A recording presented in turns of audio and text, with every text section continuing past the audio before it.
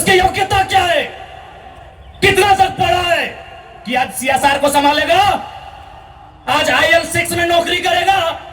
साला जिसका गांव का उजड़ा एक नहीं 18 गांव टाटा के लिए उजड़ा है, और छत्तीसगढ़ का रघुवर दास जी का बेटा ललित दास यहाँ IL6 में नौकरी करेगा, सीएसआर को संभालेगा।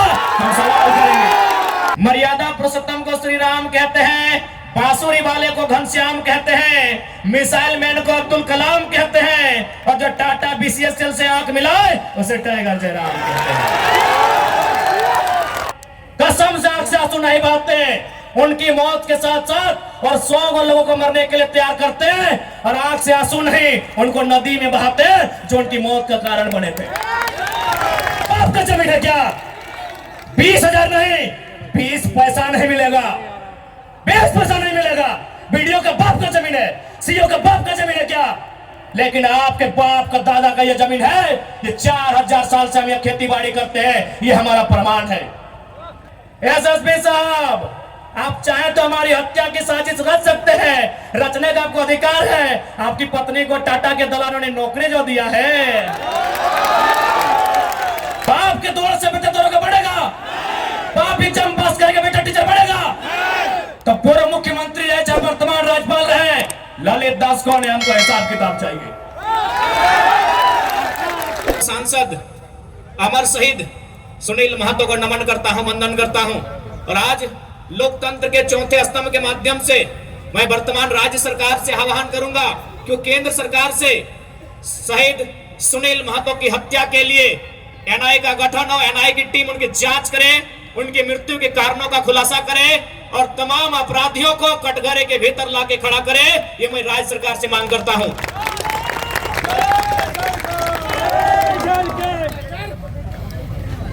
क्योंकि अगर आज एक एमपी को इंसाफ नहीं मिल पाएगा, एमपी जो प्रधानमंत्री के कक्ष में बैठता है, एक एमपी जो राष्ट्रपति के सम्मुख जाकर अपनी बैठकों को भाग लेता है, अगर इस राज्य में, इस देश में एक मेंबर ऑफ पार्लियामेंट को न्याय नहीं मिल पाएगा, तो एक आम व्यक्ति न्याय की अपेक्षा कैसे रख सकता है। इसलिए मैं राज्य सरकार, चूंकि झारखंड मुक्ति मोर्चा की सरकार है और शहीद सुनील महतो झारखंड मुक्ति मोर्चा के अंग थे, हिस्सा थे, मैं सरकार से ये मांग करता हूं।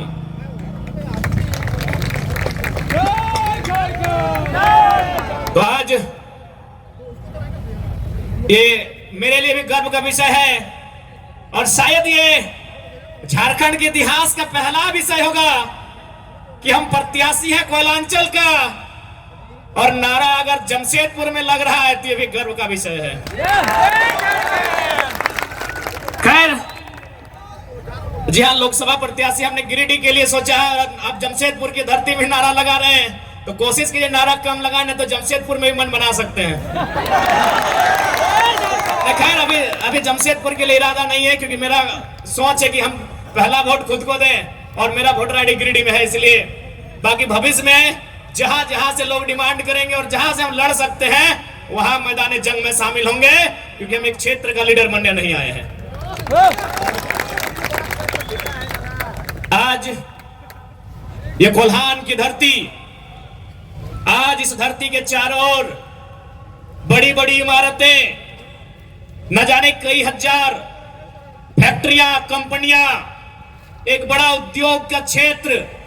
लेकिन आज जब स्थानीय लोगों को वहां निम्न पाते हैं, तो बड़ा सवाल आता है कि आखिर किसके लिए यह झारखंड राज्य अलग किया गया।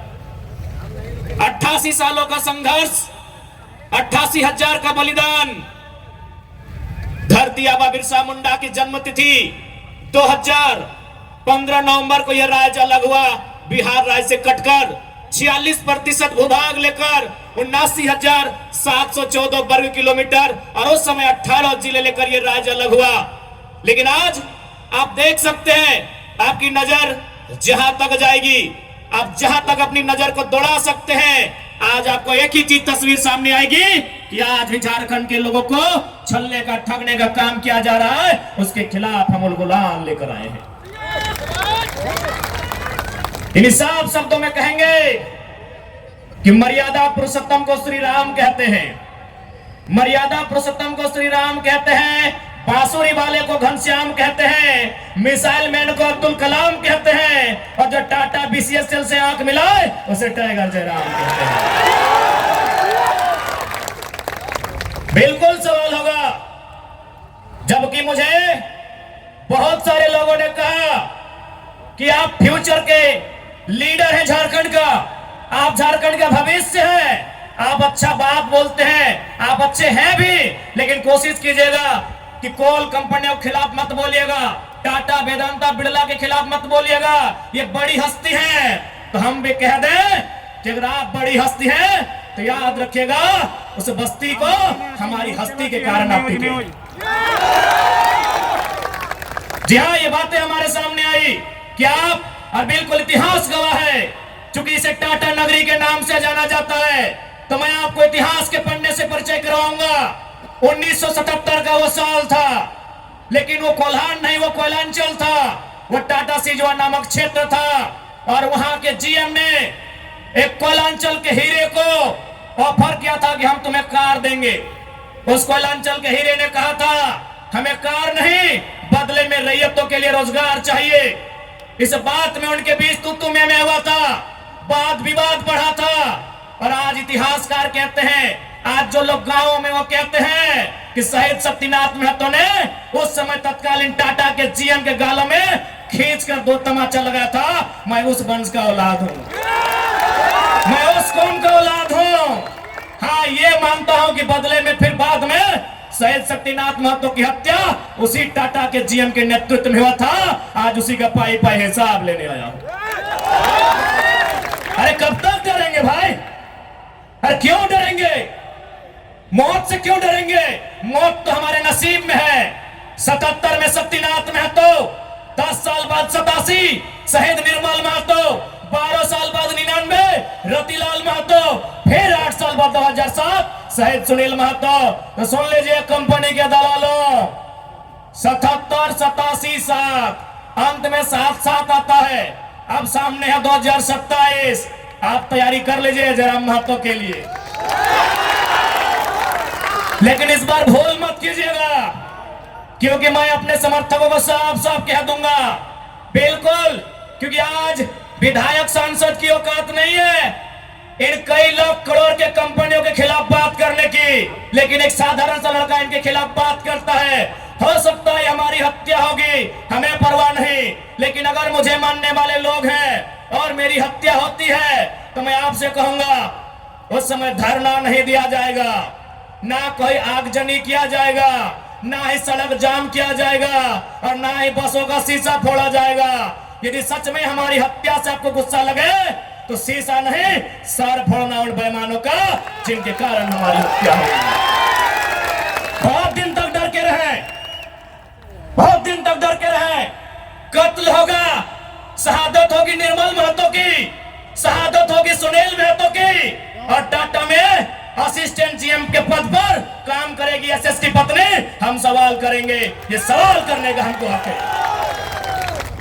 शहादत देंगे सुनील महतो, आज उनकी विधवा मां रो रही है, आर्थिक दयनीय स्थिति का सामना कर रही है, और एसएसपी की बीबी या फ्री फोकट में जनरल मैनेजर पद पे काम करेगी। हम इसका सवाल करेंगे, आपको जो कहना है कीजिए, आपको जो करना है कीजिए। कब तक डरेंगे कोल्हानवासी? कब तक डरेंगे? कब तक इनकी गुलामी सहेंगे? अरे जिनके हमारे बाप दादाओं की जमीनों पे टाटा जमशेदपुर खड़ा है, हमारी बाप दादा की जमीन पे उषा मार्टिन खड़ा है, हमारी बाप दादा की जमीन पे टिस्को खड़ा है। इस बात को जहन में याद रखिएगा कोल्हानवासियों। आज कोयलांचल से ये टाइगर ये संदेश लेके आया है कि अब हमें डरने की नहीं, अरे मरना पड़े तो मर जाइए, लेकिन आने वाली पीढ़ी के भविष्य के लिए आज हमें इस लड़ाई को लड़ना होगा। मैं लोकतंत्र के चौथे स्तंभ के माध्यम से मैं सवाल करूंगा टाटा मैनेजमेंट से कि ललित दास कौन है? Who is Lalit Das? What is his ability? उसकी योग्यता क्या है? कौन है ललित दास? उसकी योग्यता क्या है? कितना तक पढ़ा है कि आज सीएसआर को संभालेगा, आज IL6 में नौकरी करेगा? साला जिसका गांव गजरा एक नहीं नहीं 18 गांव टाटा के लिए उजड़ा है। और छत्तीसगढ़ का रघुवर दास जी का बेटा ललित दास यहाँ IL6 में नौकरी करेगा, CSR को संभालेगा। हम सवाल करेंगे, पूछेंगे मैनेजमेंट से, छाप के इसको हेडलाइन में कि जयराम महतो टाटा प्रबंधन से सवाल करता है, जमशेदपुर की टाटा प्रबंधन से, कि ललित दास कौन है, क्या है उसकी योग्यता। बाहर बात अच्छा मजाक बना के रख दी है, कत्ल होगा हमारा, लहू बहेगा हमारा, हमारी लहू से स्वर्णरेखा की नदी लाल होगी, हमारी लहू से दामोदर की नदी लाल होगी, और ललित दास माला माल होगा। हम सवाल भी करेंगे और बवाल भी करेंगे, इस बात को लिख लीजिए। आइए सामने टाटा के प्रबंधन और हमें उत्तर दीजिए कि ललित दास कौन है, क्या है उसकी योग्यता। पूर्व मुख्यमंत्री का बेटा होना योग्यता है या वर्तमान राज्यपाल का बेटा होना योग्यता है? क्या यह योग्यता कहा जाएगा? भारत एक संवैधानिक राष्ट्र है। क्या बाप के दौड़ने के बदले बेटा दौड़ेगा बनेगा? बाप के दौड़ से बेटा दौड़ेगा बनेगा? बाप एग्जाम पास करेगा बेटा टीचर बनेगा? तो पूर्व मुख्यमंत्री है चाहे वर्तमान राज्यपाल रहे, ललित दास कौन है, हमको हिसाब किताब चाहिए। राज ना ये चुनावी भाषण देने आए हैं, न राजनीति की बात करने आए हैं। एक संदेश लेके आए हैं कि कोयलांचल और कोल्हान के लोगों, हम दो हमारे दो नहीं। बिल्कुल इस भ्रम में मत रहिए, हम दो हमारे दो नहीं। तीसरा पैदा कीजिए, उसको निर्मल महतो बनाइए, उसको हथियार से लेस कीजिए। अरे कैसे लड़ेंगे आप इनसे? 20 लाख करोड़ की प्रॉपर्टी है इनकी, आप ऐसे लोगों से लड़ पाएंगे? आपका टीचर बेटा लड़ पाएगा? आपका वकील बेटा इनसे लड़ पाएगा? आपका डॉक्टर बेटा इनसे लड़ पाएगा? इसलिए आज कोल्हान और कोयलांचल, हम दो हमारे दो नहीं। तीसरा पैदा कीजिए, उसको निर्मल बनाइए और उन पैमानों से युद्ध के लिए तैयार कीजिए, आपको बचाने कोई नहीं आएगा। अरे आप किससे उम्मीद करते हैं? SSP, आपको जानकारी होना चाहिए, SSP टाटा का साथ देते हैं। हिंदू मुस्लिम का राइट होता है, 44 मुसलमानों की दुकान तोड़ी जाती है, उस समय धारा 144 होता है, लेकिन टाटा रातों रात रोड बनाता है, धारा 144 का कहीं जिक्र नहीं होता है। आपकी सुरक्षा कौन करेगा बताइए? कौन करेगा आपकी सुरक्षा? ये हम आप बताइए हमें, कौन करेगा आपकी सुरक्षा? आज ये डोबो का वीडियो किसी हो, कोई डोबो का CEO है, पहले मैं कहना चाहूंगा यहाँ बहुत सारे पुलिसकर्मी हैं जो ईमानदार हैं, उनको नमस्कार है।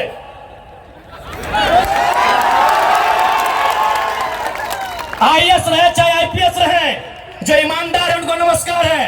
अगर कंपनी में भी ईमानदार लोग हैं तो ईमानदार है, उनको नमस्कार है। लेकिन सुनने में आया है कि डोबो का CEO 20,000 रुपया प्रति एकड़ अपने बाप का जमीन मोटेशन करवाने के नाम पे मांगता है। ऐसे CEO को जो डोबो का सुनने में आया है, उसको दोमोनी में लेकर डुबा दीजिए। इस बात को हम चिन्ह ठोक के कहेंगे। उसका बाप का जमीन है क्या? 20,000 नहीं, 20 पैसा नहीं मिलेगा, 20 पैसा नहीं मिलेगा। वीडियो का बाप का जमीन है, CEO का बाप का जमीन है क्या? लेकिन आपके बाप का दादा का ये जमीन है, ये 4000 साल से हम ये खेती बाड़ी करते हैं, ये हमारा प्रमाण है।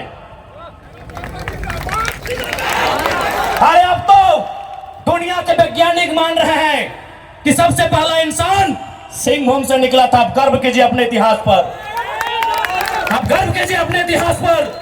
ये हम नहीं कह रहे हैं, ये दुनिया की रिसर्च की टीम कह रही है कि जब दुनिया जल में था और जल से जो मिट्टी का कण पहले बाहर आया था वह सिंहभूम का इलाका था। ये दुनिया की रिसर्च टीम कह रही है। यानी ये जमीन हमारी है, ये भूमि हमारी है, और आज यहाँ हम बेगाने बन के बैठे हैं।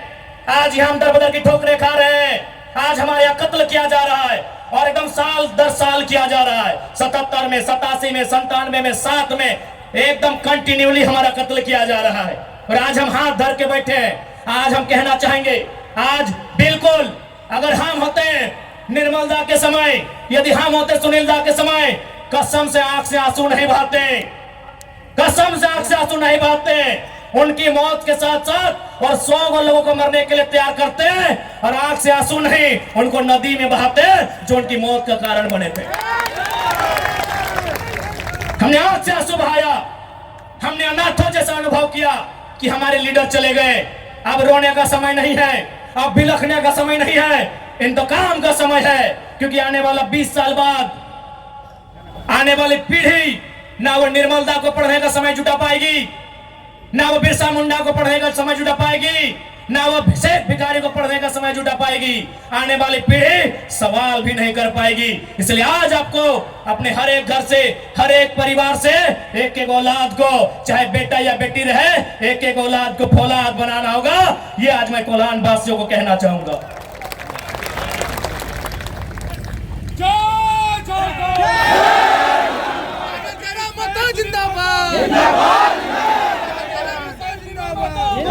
आज मैं एक सवाल करूंगा इस भीड़ से, मैं सवाल करूंगा टाटा नगरी में बसे बड़ी बड़ी इमारतों में बैठे लोगों से कि जब 1907 में टाटा की स्थापना हुई थी, मालिक कौन था? टाटा का कोई होगा? जब 1907 में टाटा की स्थापना हुई थी, मालिक कौन था? Who was the founder? Who was the owner? Tata का कोई होगा? नौसेरे भाई टाटा या जो भी उनका नाम है। आज 115 साल बीत चुके हैं, आज टाटा का मालिक कौन है? आज भी टाटा का मालिक टाटा का वंशी है। 100 साल पहले टाटा ने पूंजी का इन्वेस्ट किया था, आज 100 साल बाद भी टाटा का मालिक टाटा का वंशज है। लेकिन एक सवाल होगा मेरा, 100 साल पहले जिन कुर्मियों ने, जिन संथालियों ने, जिन हो ने, जिन गोप गोड़ गोड़ाई ने, जिन धीवर ने, जिन अल्पसंख्यक ने टाटा में जमीन दिया था, आज उस परिवार के पास क्या नौकरी है? आज हम सवाल करेंगे। अरे आपने पूंजी लगाया, 100 साल बाद आप मालिक है, हमने भी पूंजी दिया है। पूंजी 2 प्रकार की होती है इंपॉर्टेंट, एक जमीन, दूसरा अर्थ। अर्थ आपका, मालिक आज आप है, जमीन हमारी, हम कहां ये सवाल करेंगे। ये कैसा देश है जो कहता है ये गांधी का देश है, ये किसानों का देश है? गांधी जी कहते थे कि किसानों की आत्मा बसती है गांव में, तो आज कहां है गांव? आज कहां है किसान? केवल पूंजीवादी का हावी, आज चारों तरफ केवल कैपिटलिज्म के लोगों का दबदबा। ठीक है, हम विकास के विरोधी नहीं है, अरे हमने इंसान भी दिया है और जमींदान भी दिया है। हमने इंसान के रूप में कभी बिरसा भगवान को दिया, कभी भागीरथ मांझी, कभी तिलका मांझी को दिया, तो कभी निर्मल महतो, तो कभी सुनील महतो जैसे शेर को हमने दिया। और जमीन की बात कीजिएगा तो जहां तक टाटा की नजर जाएगी वो जमीन सारी की सारी हमारी है। क्या नहीं दिया हमने विकास के नाम पे? विकास के नाम पे हमारा कत्ल हुआ, विकास के नाम पे हमारा गांव उजाड़ा गया, विकास के नाम पे हमको लूटा गया। और आज अगर हम सवाल करेंगे तो आप हमें उग्रवादी जैसे शब्दों से नवाजेंगे। तो आज ये बात जान लीजिए, भले आज ये आपका समय है क्योंकि प्रधानमंत्री आपके हैं, सही बात है, किसानों के प्रधानमंत्री नहीं है। भले आप भावनाओं में वोट देते हैं, आज फिर किसान आंदोलन कर रहा है, किसान 700 मर चुके हैं, ये किसानों के प्रधानमंत्री नहीं है। अगर ये किसानों के प्रधानमंत्री होते तो एक रूल बनाते हैं। 1984 तक टाटा ने जो 15,000 एकड़ जमीन का अधिग्रहण किया है, उसमें मात्र 3,000 एकड़ में प्रोडक्शन का काम हुआ है, मात्र 3,000 एकड़ में कंपनी का एस्टेब्लिशमेंट किया गया है। यदि ये देश और ये वर्तमान के प्रधानमंत्री अगर किसानों के होते हैं तो एक फरमान जारी करते हैं कि बाकी जो आपके पास 12,000 एकड़ बचा है उसे पोल्ट्री फार्म खोलना है क्या? उसे पोल्ट्री फार्म खोलना है? जी नहीं, रियल एस्टेट को बेचना है। हमारी जमीनें टाटा डिसाइड करेंगे रियल एस्टेट को बेचना है। इसलिए अगर सच में ये किसानों के प्रधानमंत्री होते तो एक नियम बनाते, और ये नियम है भी, बकायदा न्यायालय में चर्चा हो चुका है कि यदि किसी कंपनी ने जमीन लिया है और उस जमीन पे काम नहीं हुआ है तो रैयत को वापस लौटाना चाहिए। टाटा ने 15,000 एकड़ जमीन लिया है, मानते हैं 3,000 एकड़ पर इन्होंने काम किया है, चलिए 3,000 एकड़ एक्स्ट्रा, अभी भी 10,000 एकड़ जमीन है जो इनके कब्जे में है, वो यहाँ के रैयतों को वापस मिलना चाहिए। तब मानेंगे ये गांधी का देश है, तब मानेंगे किसानों का देश है। आप बोलेंगे हम मान लेंगे, दीजिए 10,000 एकड़ जमीन वापस। तब मानेंगे किसानों का देश है, तब मानेंगे महात्मा गांधी का देश है।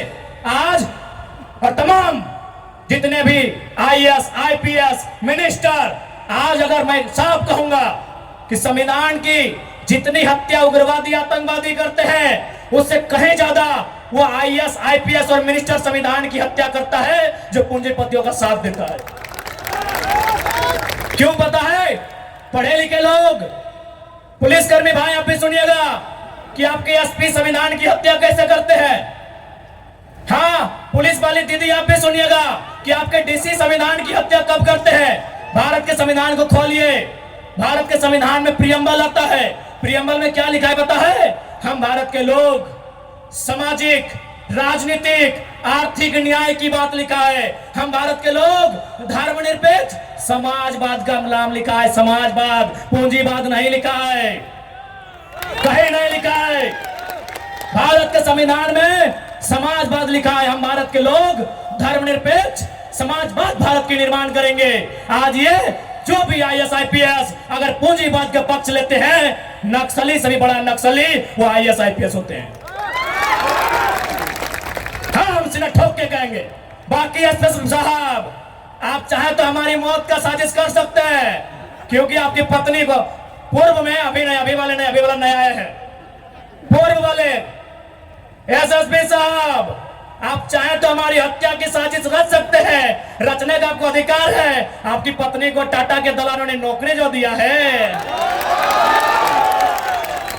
और ये कोई नई बात नहीं है। झारखंड राज्य में केवल गुंडों ने मौत का साजिश नहीं किया है। बगोदर के एक विधायक थे, नाम अगर आप नहीं जानते तो सुन लीजिए, कॉमरेड महेंद्र सिंह, उनकी हत्या में एसपी का हाथ था। सीना ठोक के कहते हैं आज भी गांव में लोग कहते हैं कि कॉमरेड महेंद्र सिंह की हत्या में उस समय जो भी थे, क्योंकि हम लोग उस समय अंडा थे, अंडा मैंने छोटा बच्चा थे, हमें आइडिया नहीं है। जो भी थे, जिस भी जिला के थे, झारखंड में 24 में से एक एसपी का हाथ था महेंद्र सिंह की हत्या में। तो ऐसे लोग जिनकी पत्नियों को, जिनके बच्चों को ये लोग नौकरी देंगे, वो हत्या करने से पीछे कैसे हटेंगे? तो सुन लीजिए महोदय, क्योंकि आपकी योग्यता का हम सम्मान करते हैं, आपकी प्रतिभा का सम्मान करते हैं, आपकी एजुकेशन का सम्मान करते हैं, लेकिन एक बात कहेंगे, हम गरीब लोग हैं, बद्दुआ नहीं देते हैं, लेकिन हमारे दिल से एक हाय निकलती है। उस हाय से याद रखिएगा, ये विधाता आपको कभी माफ नहीं करेगा। अरे भाई, अगर हिम्मत नहीं है तो काहे गर्व से बोलते हैं कि आईएएस आईपीएस बन के आए हैं? अगर Tata, Vedanta, Birla, BCCL, CCL, Ambani, Adani, Usha Martin, TISCO, Telco, अगर उनकी गलत नीतियों से आपको लड़ने का हिम्मत नहीं है तो काहे खुद को आईएएस आईपीएस की गिनती करवाते हैं? चपरासी बनिए, चपरासी बनिए। और हम ये भी मानते हैं कि आज आपके पास शक्तियां हैं। अरे बहुत अच्छा, क्या कीजिएगा? ऐसे भी तो हमारा कत्ल होता आया है। हम कत्ल होते होते हम मरते मरते परेशान हो चुके हैं। हमने बहुत कत्ल देखा है। जितना अंग्रेजों ने हमें नहीं सताया है, उससे कई ज्यादा गुना कॉर्पोरेट ने, भ्रष्ट आईएएस आईपीएस ने, भ्रष्ट मिनिस्टर ने और भ्रष्ट डोबो जैसे सीओ ने हमें सताया है। अरे आप क्या कीजिएगा? कीजिए ना। मरने सब आया है, कौन यहां जीने आया है?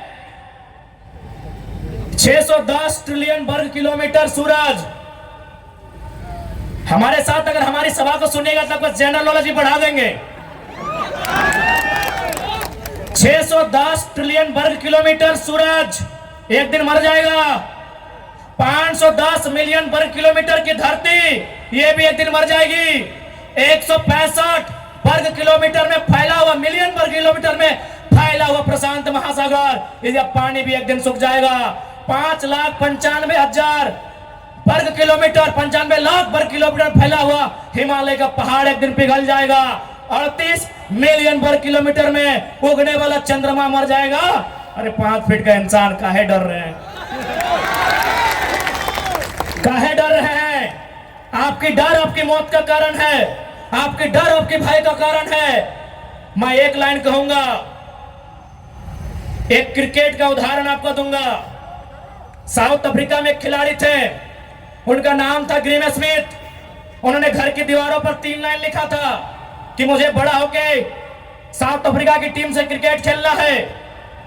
दूसरा लाइन लिखा था, मुझे साउथ अफ्रीका की क्रिकेट टीम का कप्तान बनना है। और तीसरा लाइन लिखा था, मुझे ऑस्ट्रेलिया को घर में घुसकर टेस्ट मैच हराना है। जबकि क्रिकेटर का ड्रीम होता है वर्ल्ड कप जीतना, लेकिन ग्रीम स्मिथ का ड्रीम वर्ल्ड कप नहीं था, ऑस्ट्रेलिया को टेस्ट में हराना था। क्योंकि उन्होंने घर की दीवार पर लिखा था, रोज उनको पढ़ते थे और उन्होंने वो तीनों ड्रीम पूरा किया था। आप भी जाओ, घर की दीवारों पर लिख दो, सुनील महतो की शहादत को लिखो, निर्मल दा की शहादत को लिखो, हमारे साथ में जुल्म को लिखो, जिस एसपी के टाइम में जुल्म हुआ उसका नाम लिखो, जिस जीएम के टाइम में जुल्म हुआ उसका नाम लिखो। और अपनी पीढ़ी से बोलना, आज ना सही, आज वक्त उनका है, जिस दिन वक्त हमारा होगा हम भी उनकी आने वाली पीढ़ी से बदला लेंगे। जाओ अपने घर की दीवारों पर लिखो, जाओ शोषित लोग, वंचित लोग अपने घर की दीवारों पर लिखो। हाँ, आज समय इनका है, आज ये बड़ी बड़ी इमारतें इनका समय है। लेकिन याद रखिएगा, सिकंदर भी 33 साल की उम्र में झाल बजाकर लौट गया था। बड़े बड़े 30 मार्खास जहां से लौट गए। इसलिए मैं तमाम लोह नगरी में जितने पदाधिकारी हैं, जितने मिनिस्टर हैं, मैं एक संदेश देना चाहूंगा, पाप का भागी मत बनिए। पाप किसी के बाप का नहीं होता है। कंपनियों की दलाली मत कीजिए, रैयत के साथ इंसाफ कीजिए। ये मैं तमाम प्रशासनिक लोगों से निवेदन करना चाहूंगा।